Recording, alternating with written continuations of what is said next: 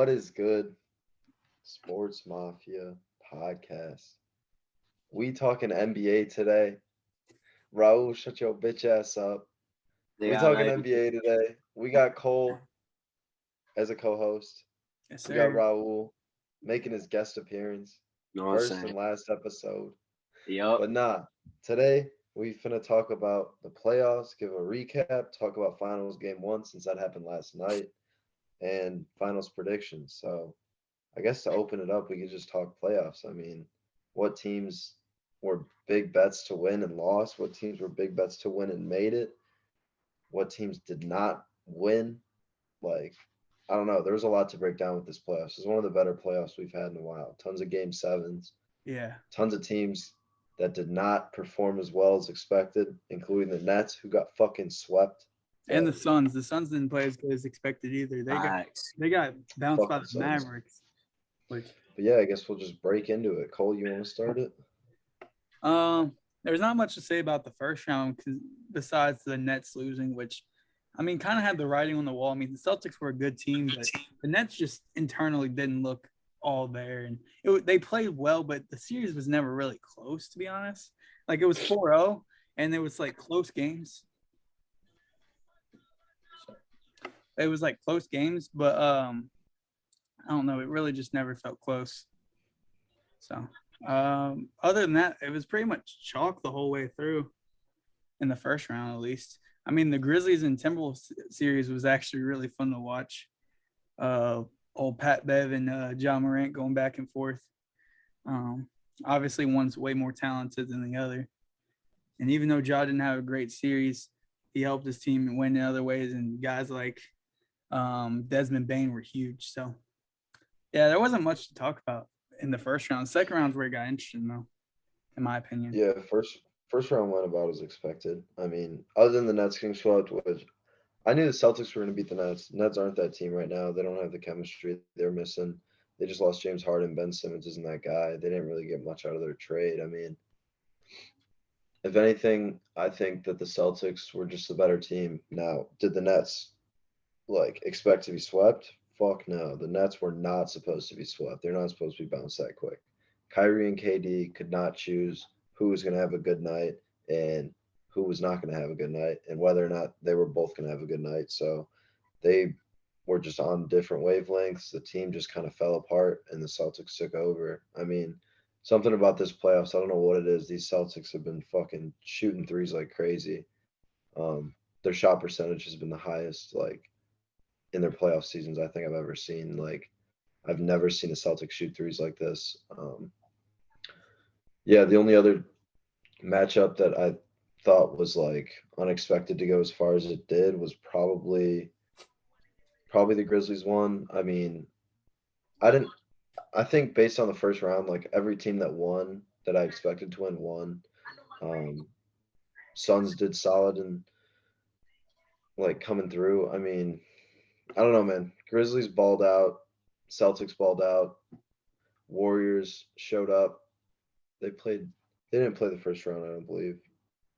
But the whole first round was kind of just really boring. I only watched a couple games, but Yeah, the only entertaining series was probably the the Grizzlies and Timberwolves, just because it was just fun. Yeah, and people were like the Grizzlies took it longer than they expected, but the Timberwolves team was good. It was just young, just like this.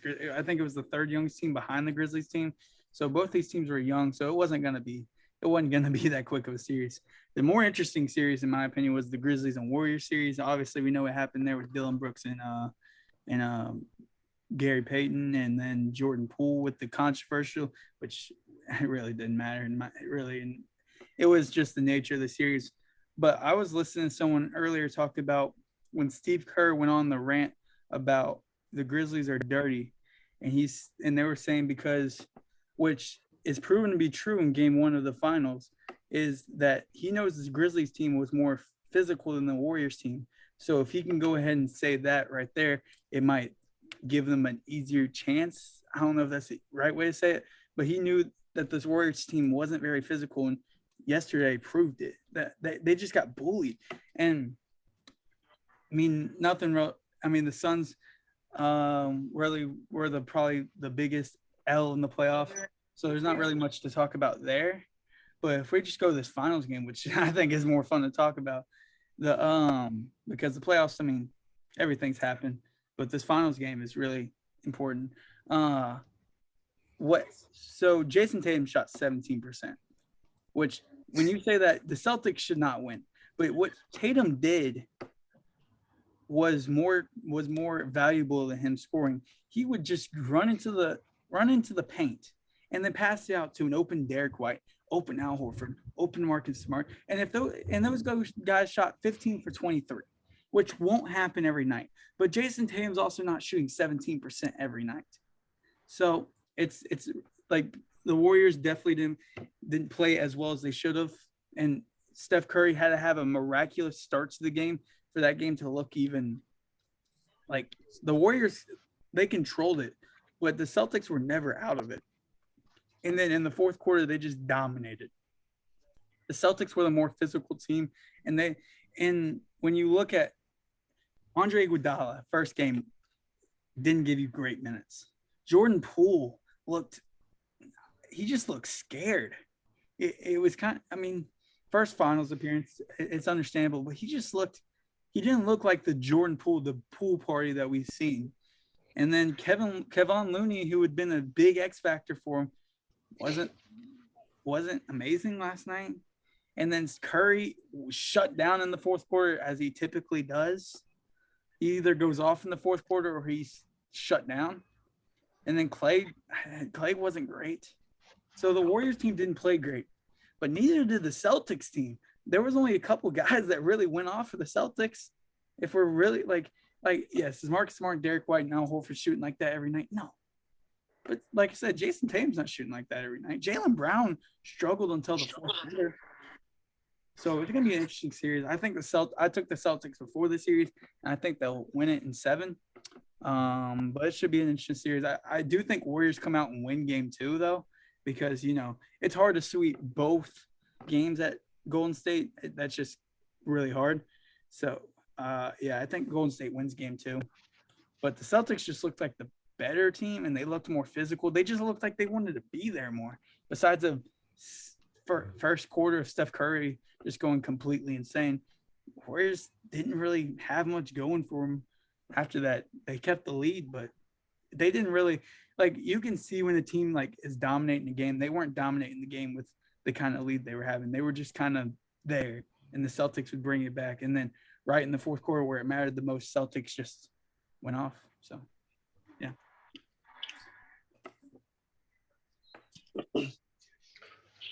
Yeah, facts. Honestly, I mean, I guess my biggest takeaway from the playoffs, I guess putting aside the finals game for now, is Philly underperformed as usual. I expected much more from Harden. He folded under pressure again. They just couldn't put up with the Heat. And I think the Heat are one of those teams that if they lose one of those guys of Bam, Jimmy, as much as I don't like them, if they lose a guy like Tyler Hero, that team is just they're down the points they need. If those guys aren't scoring 15, 20 points a night, that's not a team in the playoffs. Milwaukee also kind of let me down. I mean, yeah, Chris Middleton was out, but Giannis kind of got his shit locked up by Grant Williams, which was a little embarrassing. I didn't expect Grant Williams to show out like that.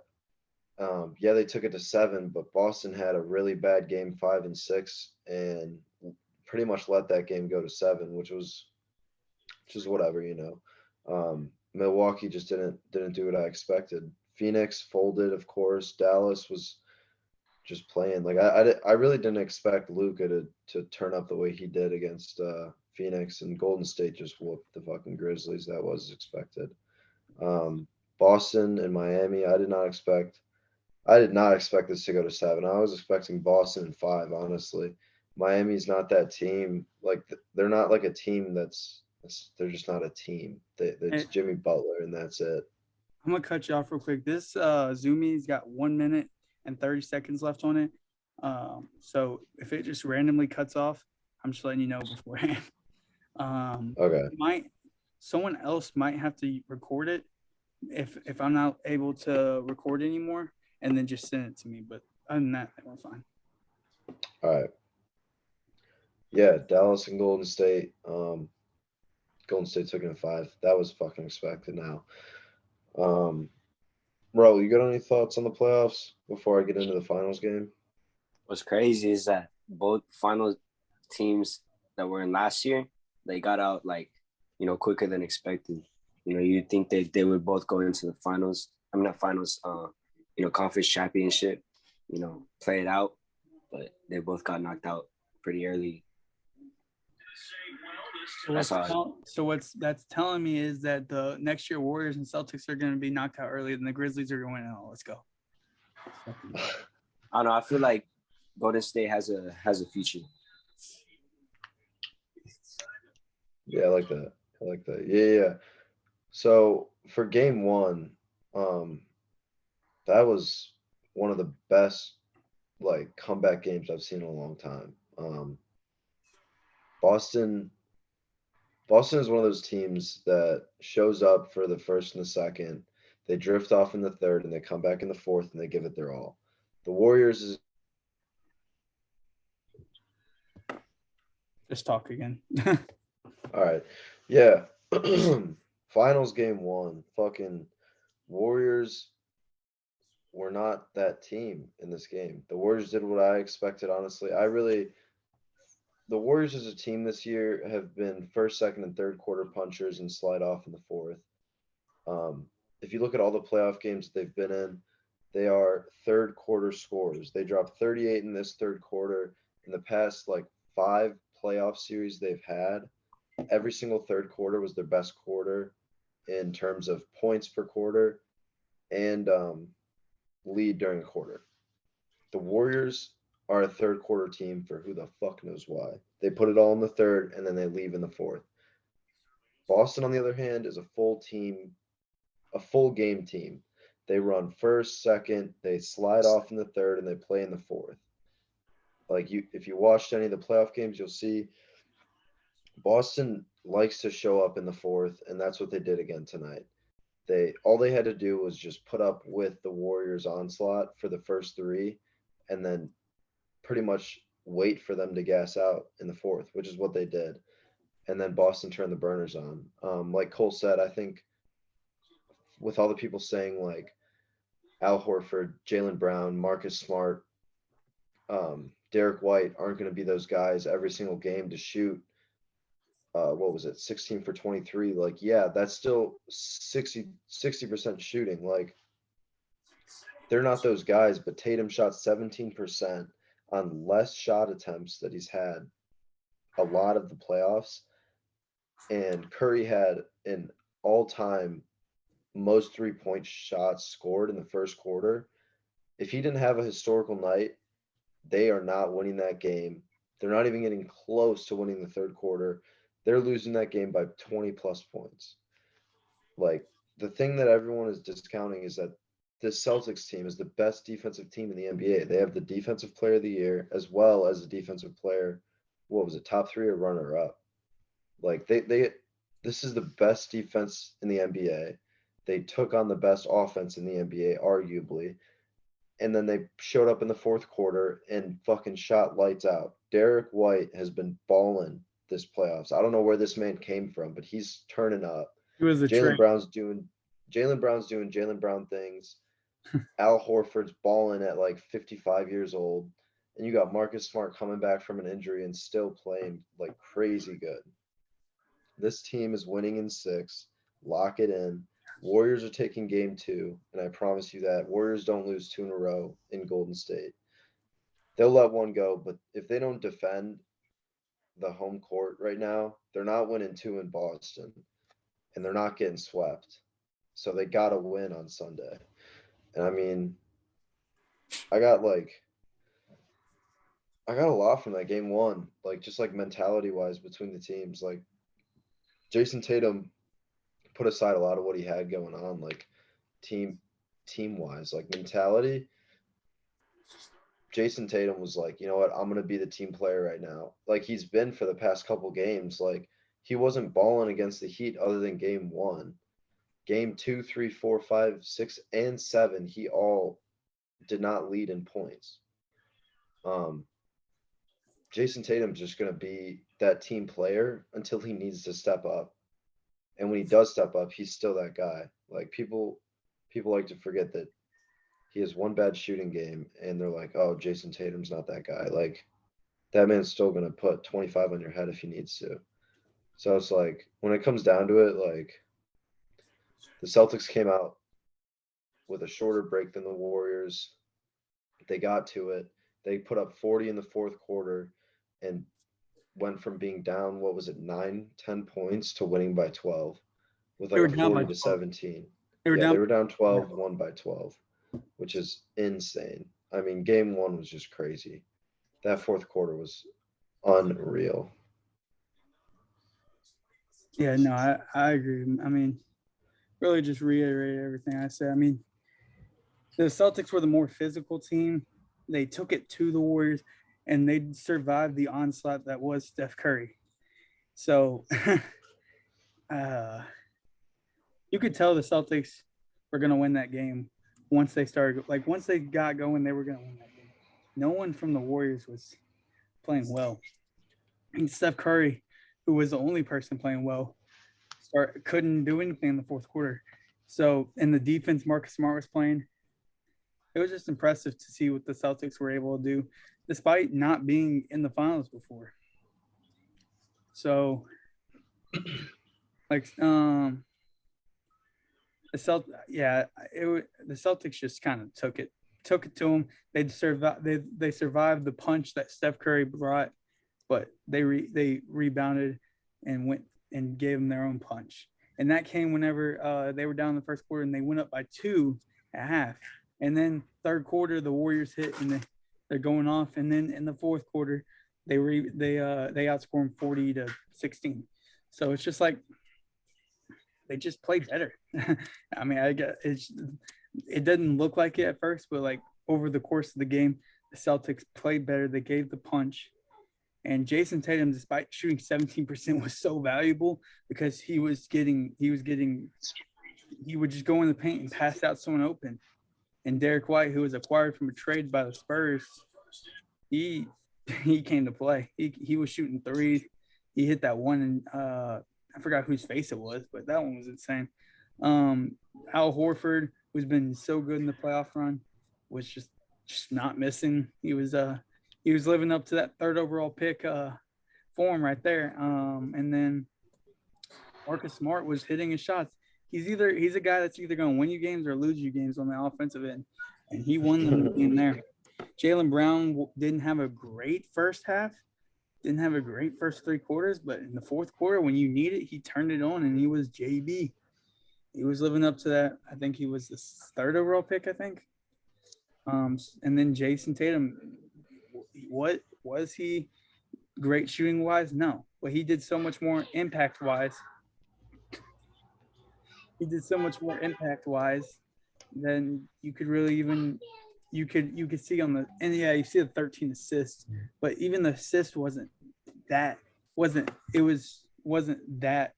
what I'm talking about. It's just like the attention that he took on, and he would just pass the ball. He knew he wasn't shooting well, so he decided, hey, let me go open up for my teammates, and that's what he did. And the Warriors, I believe it was the Celtics made 19 out of 21 open threes. So you're not going to win many games giving someone 21 open threes and them hitting 19 of them. Like, are the Celtics going to shoot that well? What? Oh my God! Go! Give me a second. Sorry. You just continue on. What? Yeah, Rob, what you got to say? No, I feel like that's true. Like, in the first through third quarter, I felt like the Warriors were going to take it. And then, coming in fourth quarter, it was the downfall of the game.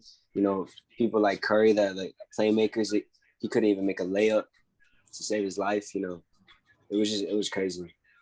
I feel like the Celtics are going to take next game too. I feel like they're just such a powerful team. They have people like Draymond Green can't even play defense. It's crazy. Yeah.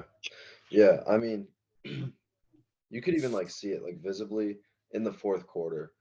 The pick and pops, like they were just being sloppy on defense. Like there were two in a row where Marcus Smart got a pick and pop at the top of the key. Jason Tatum, like Marcus Smart came up, set a light screen, went over to the top of the key, and Jason Tatum hit him, and it was just like wide open. Like Clay couldn't get over there.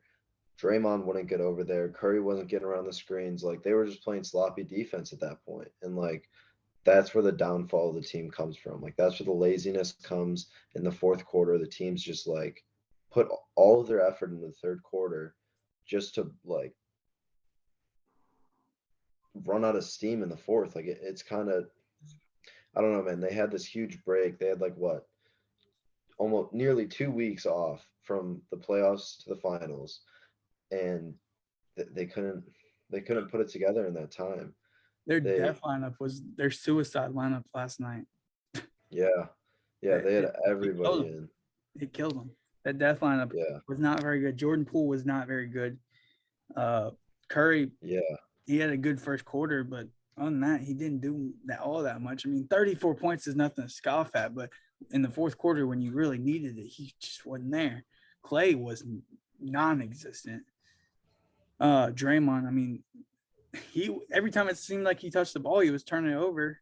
And then Iguodala, a reporter asked Steve Kerr, "Oh yeah, Andre Iguodala gave you good minutes tonight, didn't he?" And he was like, he looked at the box score and he's like, he gave us 12 minutes. No, he was like, no, Andre Iguodala did not give us good minutes. So I mean, you're gonna have to. The Warriors are gonna win the series, which I think they bounce back. I don't think this is the end of the series. I mean, it's game one. A lot of things can happen. So, I mean, you got to think this Warriors team, like they do deserve to be here, but they were also a couple of things away from not being here. So they were a missed Ja Morant layup and an injury to Ja Morant away from not being here. If you really look at it, I mean, that might be my Grizzly bias coming out, but Ja Morant makes that layup. The Grizzlies go up 1-0. They won game 2, which will they still won game 2 with winning game 1? I don't know, maybe. But they won game 2. And then whenever Ja Morant went out, they won game 4. And wait, I don't know how it went down, but Ja Morant going out was, I mean, a huge detriment to the Grizzlies. And everyone's like, oh, they play better without Ja. Yeah, they had one good game in the playoffs without Ja, and they almost won one. But you can't argue Ja Morant being there wouldn't have sent them into a frenzy, and they didn't know how to guard Ja Morant. Like, so I think about this Warriors team, and yes, they were impressive in that last series against the Mavericks, but the Mavericks have so many damn problems. They have Luka, and that's about it. Brunson was not good. Dinwiddie was fine, but no center help, nothing for Luka to just throw lobs up and get easy points, nothing. So yeah, Mavericks weren't a tough team. Yeah, man. If you look at it, the path to the finals that these teams had are like shockingly different. Yeah, the Celtics had to go through 2 game harder. 7s. If you break it down, the Celtics played in round 1 Boston, which shouldn't have been an easy they played series, but Boston it was. round 1. The Celtics played Boston in round 1. Yep. Celtics then played Milwaukee. You're not getting the joke, are you? You said the Celtics played Boston in round 1. Celtics played the Nets round 1. I mean, I apologize. Celtics played Brooklyn round 1, which should not have gone as easy as it went. Then they played Milwaukee, the reigning champs, game 7. Then they played Miami, which is not a bad team, first seed in the East, game 7. The Warriors had it kind of easy. Like Dallas was not great this year. I don't know, like they kind of slid through as well. Memphis was a solid team, but they weren't the team to beat at the time. And the Warriors played Denver to start the playoffs. Denver's still missing Jamal Murray. All they had was And Jokic, Michael and Porter Jokic Jr. couldn't bring it like to them. The Yeah, Warriors Jokic have isn't had gonna a guard Curry. cakewalk. Exactly. The Warriors have had a cakewalk. Like now put them against a solid team and you'll see them crumble. Like, yeah, Jordan Poole is balling against these bum squads. Put him against a defense like the Celtics and you see him crumble. Like this man's young. It's his first finals. He ain't gonna have the confidence like he did against all these other teams. Like it's not the same. The Warriors just couldn't put up with with Boston and them just keeping in it, which is one thing with Boston. Like they have not quit one of these games yet. I don't. There hasn't been a major blowout yet, and there it's just that's the team that's not going to quit. Down 20, I mean, like they they were can come blown out back. by the Heat a couple because they were trading blowouts to each other. Yeah, that's true. That is true. You gotta put that Jordan Poole take on a quote graphic because that shit was hilarious. Put him against a good defense and it struggles. Dude, it's true, man. I Like when mean, you put a young player like that. no, I think it's true as well because I mean, I like Jordan Poole, but you put him against the again the Grizzlies, but the Grizzlies are a better defense without John Morant because John Morant's not a very good defense player. He tries hard, but he's not a very good defense player due to his small frame. I mean, he can get you steals and stuff, but they play better defense without John Morant. And whenever they had games without John Morant, Jordan Poole seemed to struggle more, and so it's like a thing. It's like, is Jordan Poole really this guy right now that everyone's trying to hype him up to be, or is he just kind of a glorified? TJ Warren, Is he a glorified? What's his name from the Jazz? Uh, Donovan Jordan Mitchell, Clarkson. Is he a glorified Jordan Clarkson. Clarkson? Because Jordan Clarkson gives you good points off the bench. He's a shooter off the bench.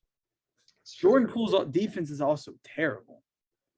I remember he was going. There was one play Jaylen Brown went against him. He just touched him, and Steph Curry's just like, "What the fuck? What the fuck are you doing?" So Yeah. Jordan Poole is going to be a big reason why the Warriors win or lose the series. I think he's the biggest reason why they win or lose the series because I think if he goes off and he's a great offensive player, they win the games. I think if he can't do anything like he couldn't do in game one, I find it really hard for the Warriors to win. But they still have that dude named Stephen Curry, so they'll be all right. But yeah, game one went it was kind of cool. It was fun. It was definitely fun. So I'm hoping for the same for game two. I'll be in a beach house watching it in the theater room. So that should be fun. Yeah, man, dude, it's crazy. I honestly like the first thought that comes to mind when I think Jordan Poole right now is TJ Warren from the bubble. Bubble Like TJ Warren, the greatest player of all bubble time. TJ Warren, dude. Like there's just certain situations you can put a young player in where he like needs to step up and he'll step up for a couple games, but put him in a game against a team that he is not supposed to beat or a team where his confidence isn't going to be like that and he's going to fold. Like Pacers versus Miami. TJ Warren could not put up with Jimmy Butler. Like he just couldn't. He wasn't ready for that defense. He wasn't a player that had the confidence to play a team like that. Like all props to him. He's a talented dude, but he's not. Yeah. Everyone hyped him up just like TJ Warren. There's been a ton of one season wonders. Like I don't see Jordan Poole being that guy in the finals right now. I think if Draymond and Clay can step up again like they have in the past, like against the Cavs, I could see them putting up a better shot. But if they don't get their bench players their minutes and like get some get the ball rolling off the bench, like the team's not going to win a game. Yeah. No, I agree with you 100%. I don't know if Jordan Poole's ready. I think he's a good player, great player. I just don't know if he's ready for this for this attention that he's going to be getting because of how he's performed in the past. And he's a good player. He's a really, really good player, but he's also a player that can help lose you games because I remember watching the Grizzlies series, and I know I keep mentioning the series because it's the only series I've fully besides the other Grizzlies and Timberwolves series that I fully like watched like every single minute of. But Jordan Poole, like he just keeps shooting. Like it doesn't matter if he's 1 for 15 or 13 for 15. He just keeps shooting no matter what. So he's one of those guys that are gonna lose you games. He's like Marcus Smart, but without defense. Like he's either gonna win you games or he's gonna lose you games. So it's gonna be interesting about Jordan Poole and his development. And maybe he doesn't make a huge impact in this series, but I mean the Warriors still got years left on them. They're not going anywhere if they lose the series. And then they have Moses Moody and Kuminga ready to step in, and even James Wiseman if they keep him around. So the Warriors, even if they lose the series, I think it's destined for the Celtics to win. They just had such a good run. I think Celtics, and I'll just give you. We didn't give our predictions yesterday because we didn't record, but my prediction was Celtics in 7. I think the Celtics take the series. I think the Celtics are destined to win. They're going to get the 18th tie the Lakers, I believe. Or are they already tied? Yeah. No. If they win, they tie. Okay, yeah, because Lakers just got one too. So yeah, it's gonna be fun though talking about this teams in the offseason, especially like teams that got eliminated in the playoffs and what they can do and stuff like free agents and stuff like that. That's gonna be fun to talk about. But right now, Celtics taking down the Warriors in game 1. They stun them, and it was a fun watch. Anything else you want to talk about? Yeah, Raul, you got any wrapping up thoughts on game 1? No, that's pretty much it. Yeah, I mean, I guess Raul just existed in the Zoom call. He gave some good thoughts. He gave some good thoughts. The Zoom call. Yeah, no, but I mean, I guess just to like throw it in there, like I'm taking the Warriors in game 2. Yeah, me too. I don't think they lose 2 in a row. I don't think they lose 2 in a row at home. Fuck no. But and they're not winning the game in Boston. I will say this, if the Warriors lose game 2, series is over. Boston, for sure. If they lose game 2, I don't see the Warriors winning enough games in Boston to take over. And so, yeah, I think Boston, if they win game 2, I would bet the money. I bet the house that Boston wins the series. So yeah. My final prediction on the full series is Celtics in 6. It'll go 1-1. Celtics take both at home, lose 1 at Warriors, and then they win the final game before 7. For the dramatic fashion, I'm going Celtics in 7. I think it's more fun to say the Celtics in 7. And I think the Warriors can win a game just off of Steph Curry being hot. It's a thing.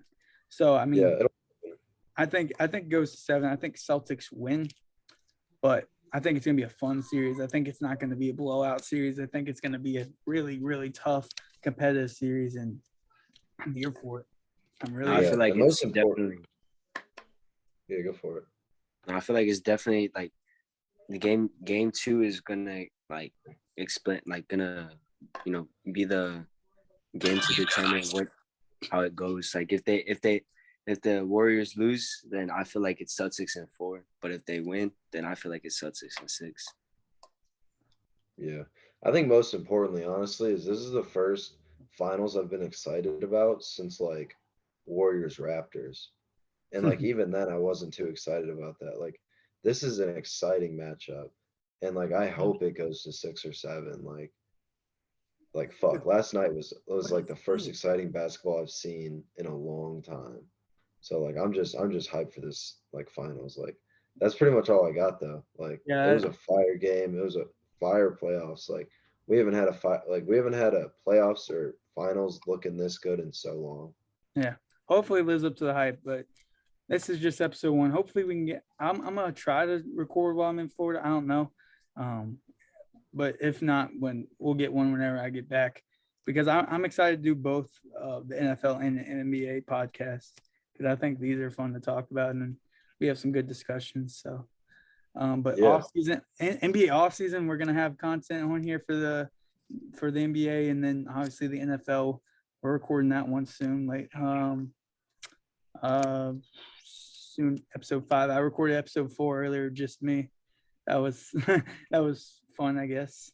It was kind of awkward, but it was fun, I guess. But yeah, trying to get this whole thing started back up. Hopefully we can get it going far, but only time will tell. So yeah, this was fun. Yeah, for sure. Sure. Hell of an episode, boys.